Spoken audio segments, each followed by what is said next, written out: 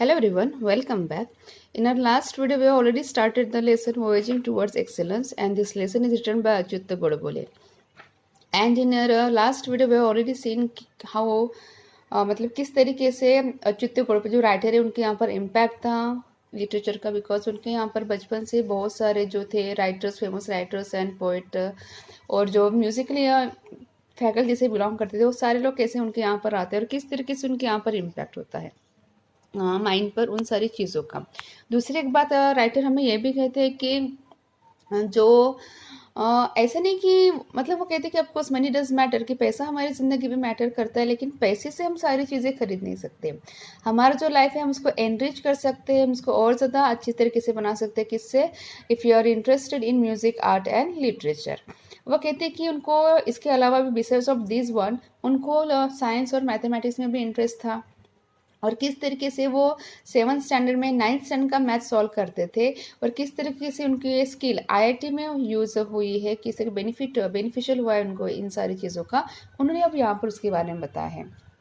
वो कहते हैं कि वो कहते हैं कि एक्चुअली वो टॉपर थे यूनिवर्सिटी में से, तो जो टॉपर्स थे उनको उस टाइम पर ऐसे होता था पहले के ज़माने में कि जो टॉपर्स होते थे यूनिवर्सिटी में से उनको आईआईटी में एडमिशन लेने के लिए एंट्रेंस टेस्ट देने की ज़रूरत नहीं होती थी।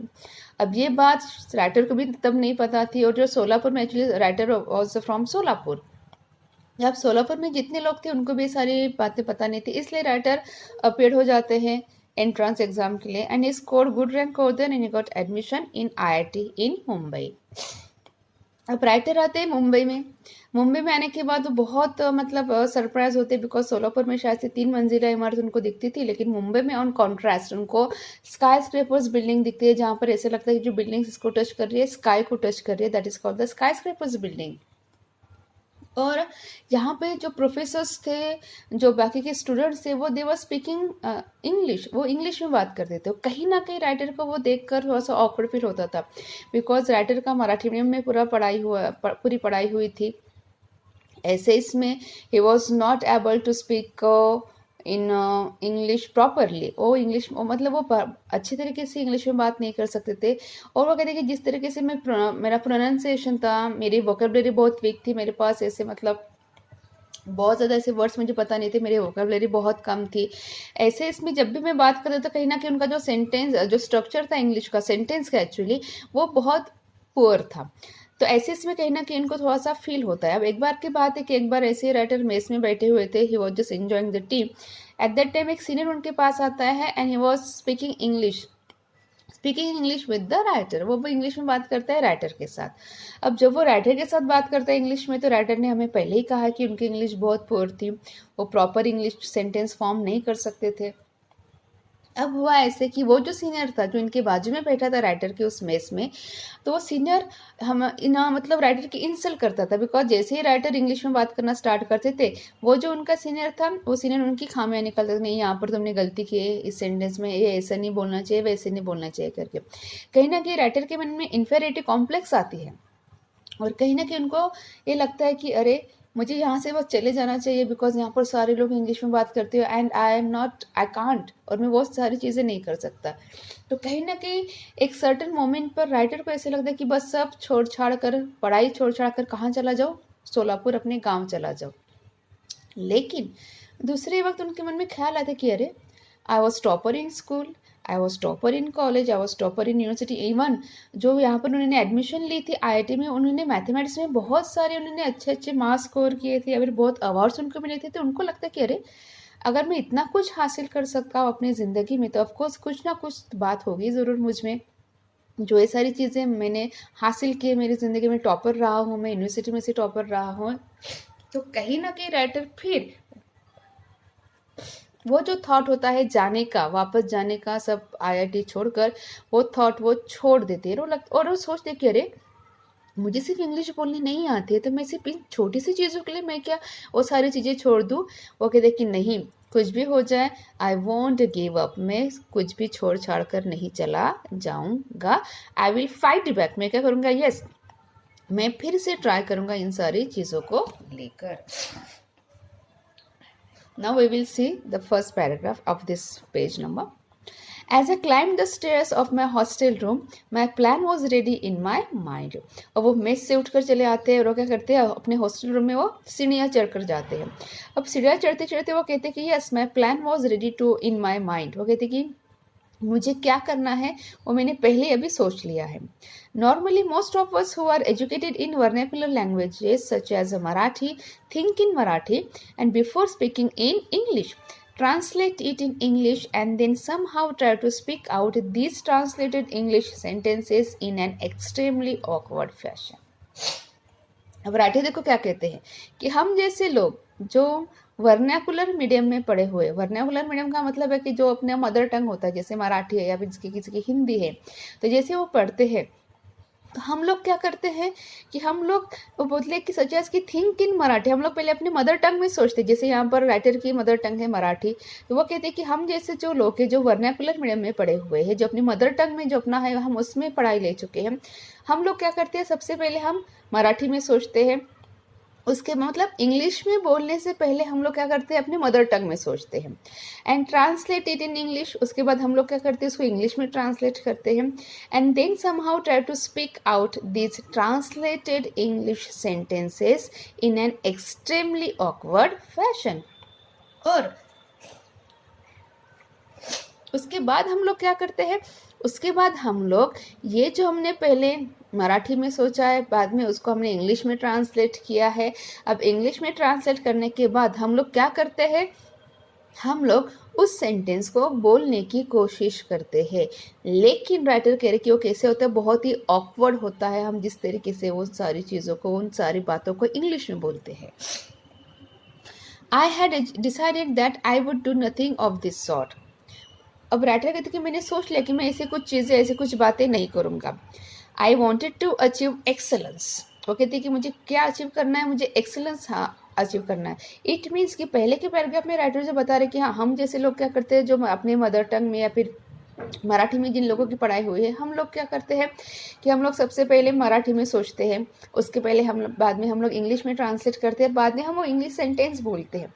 तो राइटर कहते हैं कि मैंने डिसाइड कर लिया कि मैं ऐसा कुछ नहीं करूँगा. मुझे क्या चाहिए, I want command over English. And this urge to excel in anything that you try to do has been with me since the childhood. और वो कहते हैं कि वो जो अर्ज थी, वो जो मेरी ख्वाहिश थी, जो मेरी डिज़ायर थी कि मुझे किसी भी चीज़ में अगर मुझे एक्सेलेंट होना है, मुझे अगर बहुत अच्छा होना है, ये मेरी ख्वाहिश कब से थी, जब से मैं छोटा था, बचपन से मेरी ख्वाहिश थी कि अगर मुझे कुछ करना है तो मुझे वहाँ पर एक्सेलेंट ही होना है. Whether I would succeed in this or not, I always set my aims high. वो कहते हैं कि ऑफकोर्स बचपन से मैंने सोचा कि मुझे क्या करना है, मुझे कोई भी काम एक्सेलेंट वे में करना है. और वो कहते हैं कि इन सारी चीज़ों को लेकर मेरे जो एम्स थे, मेरे जो ख्वाहिश थी, मेरे जो एक हम जिसको कहते हैं कि ध्येय हम जिसको कहते हैं, वो था कि वो तो बहुत हाई थे. अब मैं ये कभी नहीं सोचा था कि ठीक है जो चीज़ें मुझे ज़िंदगी में हासिल करनी है, जिसको मुझे चाहिए कि मैं वहाँ पर एक्सेलेंट हो जाऊँ उन सारी चीज़ों को लेकर, तो वो कहते हैं कि मैंने कभी नहीं सोचा कि मैं उसमें सक्सेस होऊंगा या फिर नहीं होऊंगा करके. लेकिन मुझे ये मैंने डिसाइड कर लिया था ऑफकोर्स मुझे जो कुछ भी चीज़ें करनी है मुझे एक्सेलेंट वे में ही करनी है. और ये जो मेरी अर्ज थी, ये जो मेरी डिज़ायर थी, ये जो मेरी ख्वाहिश थी, वो बचपन से ही थी. And I always said, in this case too, I wanted to speak excellent, elegant and fluent English. वो कहते हैं कि of course कि I had decided from since my childhood yes I want to be excel in any field, whether I will success it in or not I don't know. वो कहते हैं कि मुझे नहीं पता कि जो चीज़ें मैं कर रहा हूँ, जो काम मैं कर रहा हूँ, इसमें सक्सेस होऊंगा या फिर नहीं होऊंगा, लेकिन मुझे पता था कि मैं जो कुछ भी काम करूँगा मुझे वहाँ पर एक्सेलेंट के साथ वो काम करना है. अब वो कहते हैं कि इस केस में भी ऐसा ही है कि I wanted to speak excellent, elegant and fluent English. वो कहते हैं कि जिस तरीके से सीनियर ने उनको ह्यूमिलेट किया था, जिस तरीके से सीनियर उनकी they try to pull the leg of the writer, जिस तरीके से वो टांग खींच रहे थे उनके सीनियर उस मेस में बैठकर इनके साथ जब वो इंग्लिश में बात कर रहे थे, कहीं ना कहीं ये बात राइटर को हर्ट हुई थी कि अरे only because of that English that I am not able to speak it in fluently, so क्या मैं अपनी सारी चीज़ें छोड़ दूँ, वो कहते कि नहीं, I want to be excel in this also. कहते कि नहीं, अब मैं मराठी में सोच कर इंग्लिश में बात नहीं करूँगा, क्योंकि वो कहते कि मुझे एक्सेलेंट होना है और कुछ भी हो जाए मैं हार्ड वर्क करूँगा और मैं क्या करूँगा, मैं एक्सेलेंट इंग्लिश, फ्लुएंट इंग्लिश बोलने का मैं ट्राई करूँगा, and I want to be excellent in this also. The first thing I did was to start reading English newspapers and English novels. अब सबसे पहले राइटर ने यहाँ पर क्या किया कि उनकी फ्लुएंसी आनी चाहिए इंग्लिश में, तो उन्होंने क्या किया स्टार्टिंग में कि उन्होंने इंग्लिश न्यूज़पेपर पढ़ना स्टार्ट कर दिया। उसके बाद इंग्लिश नॉवेल्स उन्होंने पढ़ना स्टार्ट कर दिया। I studied etymology and phonetics and studied the roots of the words and how to pronounce them. अब वो कहते हैं कि उन्होंने एटिमोलॉजी है वो उन्होंने पढ़ना स्टार्ट किया था। फोनेटिक्स है, फोनेटिक्स का मतलब जैसे हम ABCD बोलते हैं, जब हम ए बोलते हैं, मैं अब थोड़ा सा आपको फोनेटिक्स के बारे में बता रही हूँ कि फोनेटिक्स का मतलब क्या है कि हम प्रोनाउंसिएशन, कि जब हम ए बोलते थे, ए बोलने के बाद हमारे मुंह से कहाँ से साउंड निकल, जब मैं पी कहती हूँ, पी कहने के बाद क्या होता है कि जो दोनों लिप्स है हमारे वो एक दूसरे के टच होते हैं, पी। जब मैं एन कहती हूँ, N, it is called a nasal sound. जब मैं ट कहती हूँ तो मेरी जो टंग है, मेरी जो जीभ है वो कहाँ पर टच होती है, ऊपर टच होती है। These are called the phonetics. और जब हमें ऐसे फोनेटिक्स आते हैं तो हमारा जो प्रोनाउंसिएशन होता है ABCD बोलने का वो अच्छे से होता है। और जब मैं अल्फ़ाबेट्स हम लोग अच्छे से बोल सकते हैं तो कहीं ना कहीं हम जो सेंटेंस प्रोनाउंस करेंगे, हमारा जो प्रोनाउंसिएशन रहेगा, it will be much better. That is called the phonetics. और हम लोग देखते हैं कि आजकल स्कूल में जो CBSE के बच्चे होते हैं उनको फोनेटिक्स बचपन से ही पढ़ाया जाता है ताकि जो उनका प्रोनाउंसिएशन है वो अच्छे से हो। इसलिए राइटर कह रहे कि मैंने एटिमोलॉजी पढ़ी, मैंने फोनेटिक्स पढ़ा, और कहते कि studied the roots of the words. और जो वर्ड्स है वो कहाँ से आए हैं, एक्चुअली बहुत सारे वर्ड्स कुछ फ्रेंच से आए हैं, कुछ इंग्लैंड से आए हैं, कुछ कहीं और से आए हैं, तो एक रूट्स है उस वर्ड्स के। और वो कहते कि and how to pronounce them, वो सीख, और उसके बाद वो सीख रहे थे उसको प्रोनाउंस करते कैसे करते, उसको कैसे हम लोग बोलते हैं। I used to stand in front of the mirror and practice speaking, realizing my mistakes and correcting them myself all the time, and improvising and improving day by day. अब देखो राइटर ने यहाँ पर कौन सी टेक्निक को adopt किया था English बोलने के लिए, वो भी फ्लुएंट इंग्लिश बोलने के लिए। तो सबसे पहले उन्होंने इंग्लिश न्यूज़पेपर पढ़ना स्टार्ट किया, उसके बाद इंग्लिश नॉवेल, उसके बाद जो इटिमोलॉजी है वो पढ़ना स्टार्ट किया, उसके बाद जो फोनेटिक्स है वो फोनेटिक्स के बारे में उन्होंने जानने की कोशिश की कि ये जो वर्ड है वो कहाँ से आए हैं, उसका प्रोनाउंसिएशन क्या, उसको कैसे प्रोनाउंस करते हैं, वो सारी चीज़ें। उसके बाद देखो उन्होंने क्या किया, it is a way, it is a technique, actually technique है। इन जनरल में भी अगर हमें इंग्लिश में बात करना है तो टेक्निक की बात करें कि हम लोगों को इंग्लिश कैसे बोलनी चाहिए। अब राइटर ने देखो क्या किया, वो कहते कि मैं हमेशा किसके सामने खड़ा होता था, मिरर के सामने, मतलब आईने के सामने। और आईने के सामने खड़ा होकर मैं क्या करता था, मैं खुद से ही मैं इंग्लिश में बात करता था। अब जब हम खुद से इंग्लिश में बात करते कहीं ना कहीं हमें वो अपनी गलतियाँ दिखती कि हाँ हमने ये वर्ड बराबर से नहीं बोला है, हमने यहाँ पर ग्रामेटिकल मिस्टेक की है। तो राइटर कहते हैं कि whenever I used to be stand in front of the mirror and whenever I tried to speak in English, I came to know where I committed the mistake. वो कहती कि मुझे पता चला कि मैंने मिस्टेक कहाँ पर, गलतियाँ कहाँ पर की है, और वो कहते हैं कि मैंने खुद ही उन मिस्टेक को करेक्ट किया, and then I again started to speak in English by standing in front of the mirror. It took about 9 to 10 months, by which time I started feeling quite confident about speaking in English at length with anybody.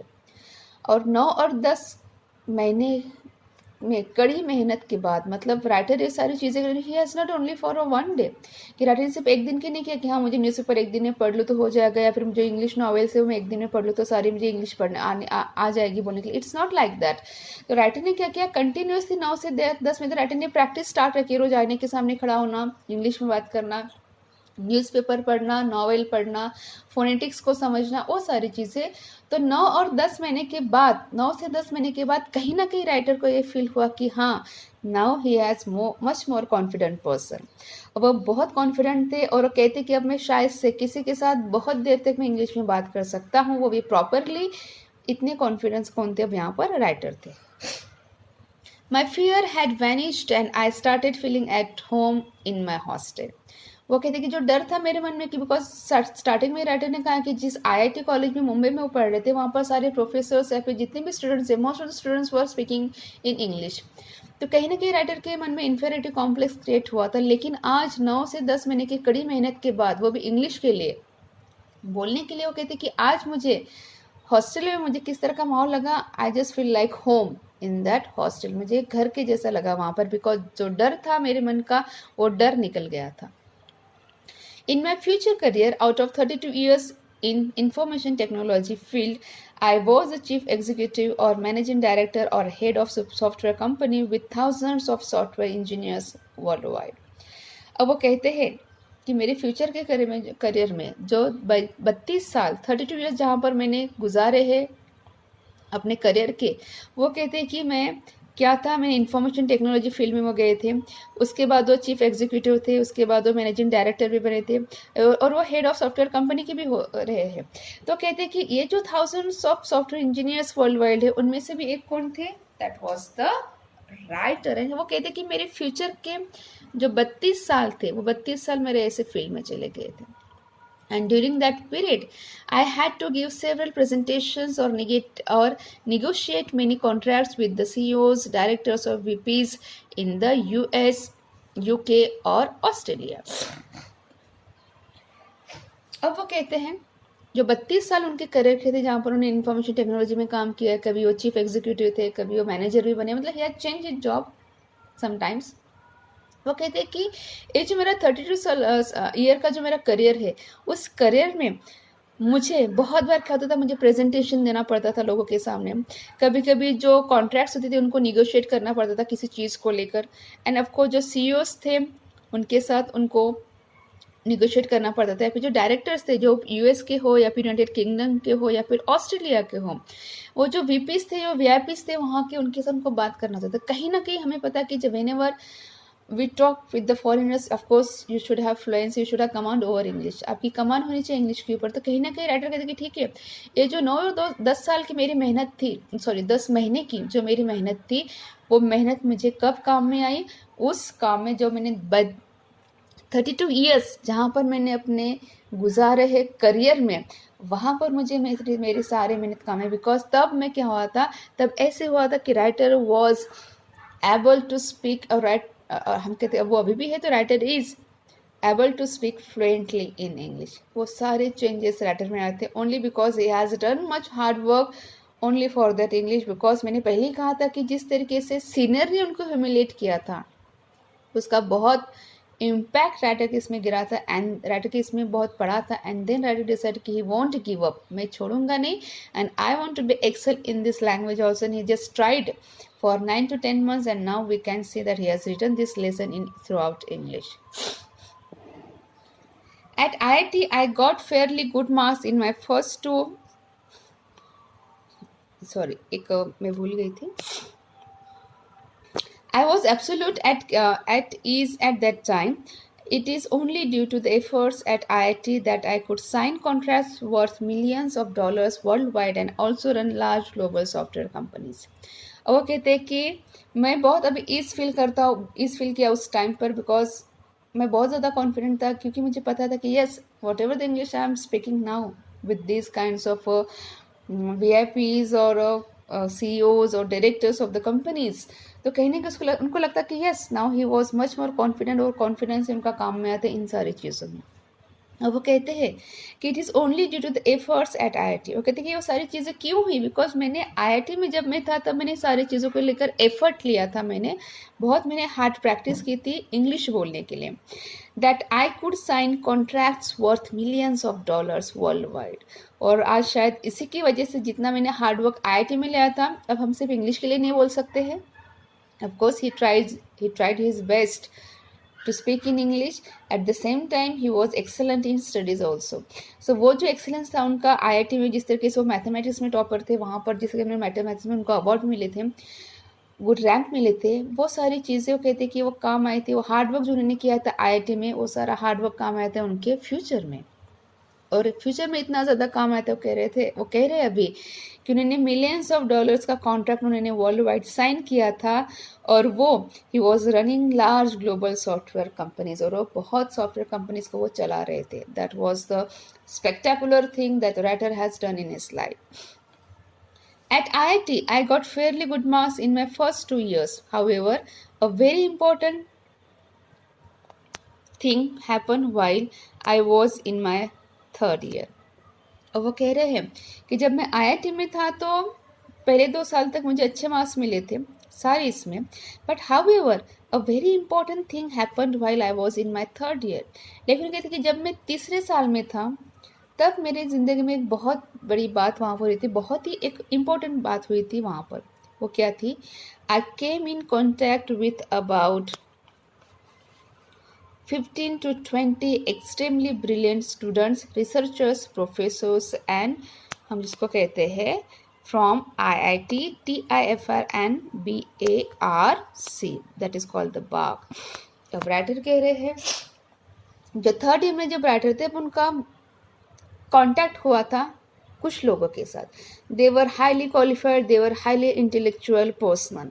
और person कौन थे? देखो, I am just repeating कि writer is telling कि पहले 2 साल तक उनको अच्छे मार्क्स मिले थे सारे सब्जेक्ट्स में IIT में, लेकिन जो तीसरा साल था उनके एजुकेशन का IIT में, वो थर्ड ईयर बहुत ज़्यादा इम्पोर्टेंट मायने रखता है उनकी ज़िंदगी में, बिकॉज वो हमें बता रहे हैं कि जब वो थर्ड ईयर में थे IIT में तब उनकी बहुत सारे लोगों के साथ कांटेक्ट में आए थे. वो भी 15 से 20 ऐसे लोग थे जो बहुत ही एक्सट्रीमली ब्रिलियंट थे, एक्सट्रीमली हम जिसको कहते हैं हाईली इंटेलेक्चुअल लोग थे. वो कौन थे? कुछ स्टूडेंट्स थे, कुछ रिसर्चर्स थे जो वहाँ पर रिसर्च कर रहे थे, कुछ प्रोफेसर्स थे जो कहाँ से थे? IIT से थे, TIFR से और BAR से मतलब बार्क से थे. अब इन सारे लोगों के कांटेक्ट में आने के बाद कहीं ना कहीं राइटर के ऊपर उनका ज़्यादा हम जितना इम्प्रेशन पड़ा हुआ था, because they were the highly intellectual student, they were the highly intellectual people, they were the brilliant people whom the writer was in contact with them. So these they included top ranking students from IIT.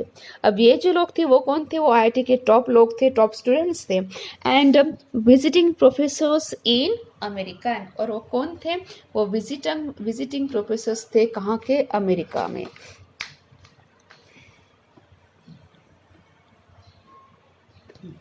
They were visiting professors in American university. और ये जो जिन लोगों के साथ writer का यहाँ पर contact आया था वो ऐसे ब्रिलियंट लोग थे जो अमेरिकन यूनिवर्सिटी में विजिट देने के लिए जाते थे, स्पीच डिलीवर करने के लिए जाते थे, and very renowned mathematician in the world and so on.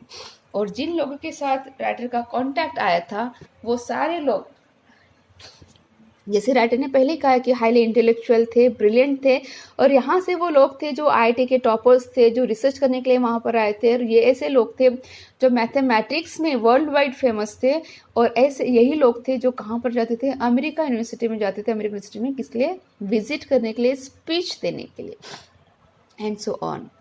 I was instantaneously attracted to this group. वो कहते कि मैं बहुत ही क्विकली, यहाँ पर इंस्टेंटेनियसली का मतलब है क्विकली, वो कहते हैं कि मैं बहुत ही क्विकली ये जो लोग थे, जो ग्रुप था 15 से 20 लोगों का, इनकी तरफ मैं अट्रैक्ट हो गया. And this friendship had a lasting impact on my life. वो कहते कि ये जो 15 से 20 लोग थे इनके साथ जो मेरी फ्रेंडशिप हुई थी उसका बहुत बड़ा इम्पैक्ट मेरे लाइफ पर था हमेशा के लिए. Until that time I used to consider myself somewhat intelligent. वो कहते कि इनसे मिलने से पहले मुझे लगता था कि हाँ मैं कैसा हूँ, मैं तो इंटेलिजेंट हूँ ही. But however, after I met my friends in our group, I came to know what rare brilliance meant and I realized where I stood. अब हमने पहले ही देखा था कि राइटर कहते कि उनको बचपन से ख्वाहिश थी एक्सेलेंट होने की. He was topper in school, he was topper in college, he was good in IIT also, he has hold good rank in IIT also. वो कहते कि 2 साल तक मुझे अच्छे मार्क्स मिल रहे थे, सो समहाउ कुछ ना कुछ मुझे लग रहा था कि हाँ मैं भी कैसा, मैं भी तो होशियार हूँ, आई एम सो ब्रिलियंट. लेकिन वो कहते कि जब तक मैं इन लोगों के साथ नहीं मिला, जो 15 से 20 लोगों की बात कर रहे राइटर, वो कहते कि तब तक मुझे ऐसा लगा था कि मैं कौन हूँ, मैं ब्रिलियंट हूँ. But after meeting these people, लेकिन इन सारे लोगों से मिलने के बाद वो कहते कि अब मुझे पता चला कि रियल ब्रिलियंस क्या होता है, कि जो हम ब्रिलियंट कहते हैं लोगों को, वो ब्रिलियंट क्या होता है और ब्रिलियंस क्या होता है. वो कहते कि मुझे इन लोगों से मिलने के बाद मुझे पता चला। I was actually also very lucky that I came in contact with great people on the global scale early in my life. वो कहते कि मैं बहुत खुश नसीब हूँ, मैं बहुत लकी हूँ कि मेरी ज़िंदगी के बहुत पहले से क्या होता कि बहुत पहले से या फिर early stages of my life I just met such kind of brilliant people. Later in my life, when Mr. Narayan Murthy left Patni to start Infosys, I started heading Patni Software Division, occupying the same chair. अब नारायण मूर्ति के बारे में आपको पता होगा, he is the founder of Infosys. वो इन्फोसिस के founder है. और वो कहते कि नारायण मूर्ति पहले पाटनी में काम करते थे और उसके बाद उन्होंने पाटनी का जॉब छोड़ दिया बिकॉज उनको खुद की कंपनी स्टार्ट करनी थी, इन्फोसिस. अब राइटर करे कि जब नारायण मूर्ति ने जॉब छोड़ दिया था पाटनी का, क्योंकि उनको खुद की कंपनी इन्फोसिस स्टार्ट करनी थी, उस वक्त राइटर करे कि उनकी जो जगह थी, उस चेयर की जगह, जो हेड ऑफिस जो था सॉफ्टवेयर डिवीजन का, वो जगह, वो चेयर किसको मिल गई बाद में? राइटर का. मतलब जिस चेयर पर नारायण मूर्ति बैठते थे पाटनी में, he was handling all the software over, वो छोड़ने के बाद वो चेयर पर कौन बैठने लगे? The writer. My head office was in Cambridge, Massachusetts, USA, very near Boston. वो कहते कि मेरा जो हेड ऑफिस था वो कहाँ पर था? वो था कैम्ब्रिज में, जो बॉस्टन के बहुत ही नियर है. It was in fact the adjacent building to MIT in America. वो कहते कि MIT नाम की बिल्डिंग है, वहाँ पर वहीं से लग कर ये क्या है, वो उनका हेड ऑफिस था वहाँ पर. I use to visit MIT during lunch time to meet my friends. तो वो कहते हैं कि लंच टाइम में मैं क्या करता था, जो MIT था अमेरिका में, जिनके मतलब ऑफिस के बाजू में था, वो कहते कि अपने फ्रेंड से मिलने के लिए मैं लंच टाइम पर हमेशा वहाँ जाता था. And there one could see a couple of Nobel laureates at the dining table. वो कहते कि whenever I use to visit my friends उधर in that lunch time and once what he saw, एक बार उन्होंने क्या देखा कि उन्होंने देखा कि जिनको नोबेल प्राइज मिला है वो लोग वहाँ पर टेबल पर, डाइनिंग टेबल पर बैठे हुए थे. If you walk for an hour from there you could reach Harvard Square near Harvard University. वो कहते कि जहाँ पर उनका ऑफिस था वहाँ से अगर 1 घंटे की दूरी पर अगर आप चलते हो तो वहाँ पर आपको क्या दिखेगा? हार्वर्ड स्क्वायर दिखेगा, जो कहाँ पर है? हार्वर्ड यूनिवर्सिटी, जो रिनाउंड यूनिवर्सिटी है वर्ल्ड वाइड, वो हार्वर्ड यूनिवर्सिटी आपको वहाँ पर दिखेगी. I used to visit both of these universities and could talk to a number of Nobel laureates. During these years, I traveled a lot to US, Europe, Japan, and Australia and could meet a number of great thinkers and management gurus such as Alvin Toffler, Peter Drucker, C.K. Prahalad, Tom Peters, or great technologists such as Vincent Cerf, who designed TCP and IP, which is the basic protocol of Internet. अब वो कहते हैं, देखो, वो कहते हैं कि जब भी मुझे टाइम मिलता था मैं कहाँ जाता था? मैं US घूमने के लिए जाता था. और वो कहते हैं कि I use to visit both of this university. वो कहते हैं कि मैं हार्वर्ड यूनिवर्सिटी में जाता था मिलने के लिए, लोगों से मिलने के लिए, वहाँ पर जिनको नोबेल लॉरेट्स थे, जो नोबेल प्राइज़ इनको रिसीव हुआ था, ऐसे लोगों से मैं मिलता था. वो कहते कि है कि मैंने बहुत ट्रैवल किया, मैं अमेरिका में मैंने ट्रैवल किया, यूरोप में गया, जापान, ऑस्ट्रेलिया. वो कहते कि इन सारी जगहों पर मैं गया. And he was not went over only for in the purpose of travelling or to just wander from one place to another place, लेकिन उनका वहाँ पर पर्पस भी था. When he went over all this places, then he met many of the great personalities over there. वो वहाँ पर बहुत सारे लोगों से उनसे मुलाकात हुई. जैसे उन्होंने कहा है कि जो ग्रेट थिंकर्स, जो फिलोसोफर्स थे, उनसे वहाँ पर उनकी मुलाकात हुई. जो मैनेजमेंट गुरुज थे, जिनका उन्होंने नाम भी दिया है, उनसे उनकी मुलाकात हुई. जो टेक्नोलॉजिस्ट थे, ग्रेट टेक्नोलॉजी, जहाँ पर हम कहते हैं कि जो इंटरनेट में जो प्रोटोकॉल होता था, बेसिक प्रोटोकॉल, जो IP वगैरह हम जो कहते हैं, वो बनाने वाले कौन थे? वहाँ पर जो विंसेंट सर्फ थे, उनसे मुलाकात हुई. तो इन सारे लोगों से, डिस्टिंग्विश पर्सनैलिटी, जो वर्ल्ड वाइड फेमस लोग थे, इन सारे लोगों से जब मुलाकात हुई थी राइटर की, when he travelled all over the world, वो कहते कि then he learned many things from these personalities. All these discussions with these great broadened my horizon and my aims and worldwide became global.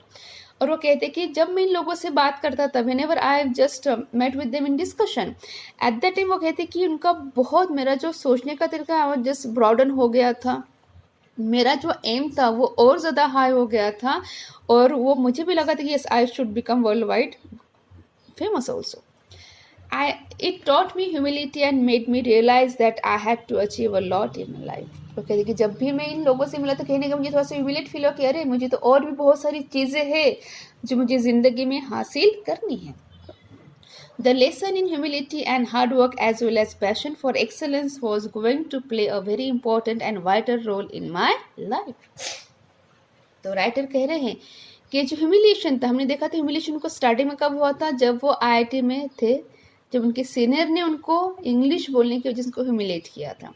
अब हुआ है कि जब इन सारे लोगों से उनकी मुलाकात हुई जो वर्ल्ड वाइड टेक्नोलॉजिस्ट थे, ग्रेट थिंकर्स थे, फिलांथ्रोपिस्ट थे, सारे लोगों से, तो कहीं ना कहीं उनको लगा, थोड़ा सा लगा कि अरे मुझे तो और भी कुछ ज़िंदगी में हासिल करना. It I had to achieve a lot in my life. A feeling writer के मन में आई और कहते हैं कि जो ह्यूमिलेशन का लेसन तो जो मुझे मिला था, जो हार्डवर्क था एज वेल एज जो पैशन होता है एक्सीलेंट होने के लिए, कहीं ना कहीं ये आपकी ज़िंदगी में या फिर मेरे ज़िंदगी में बहुत ही इम्पोर्टेंट रोल प्ले करता है किसी चीज़ को हासिल करने के लिए या फिर अपना एम हाई करने के लिए.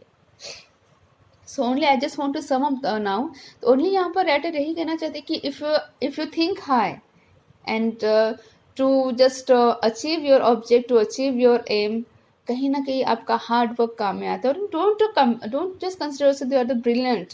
अगर आपने ज़िंदगी में कुछ चीज़ें हासिल की तो आप खुद को ब्रिलियंट मत समझे, बिकॉज जब आप डिस्टिंग्विश्ड पर्सनैलिटीज से मिलते हैं, जब आप रिनाउंड पर्सनैलिटीज से मिलते हैं, तो कहीं ना कहीं आपको रियलाइज होता है कि अरे आपको तो ज़िंदगी में और कुछ चीज़ें हासिल करनी, तो yet you have achieved not a small thing in your life.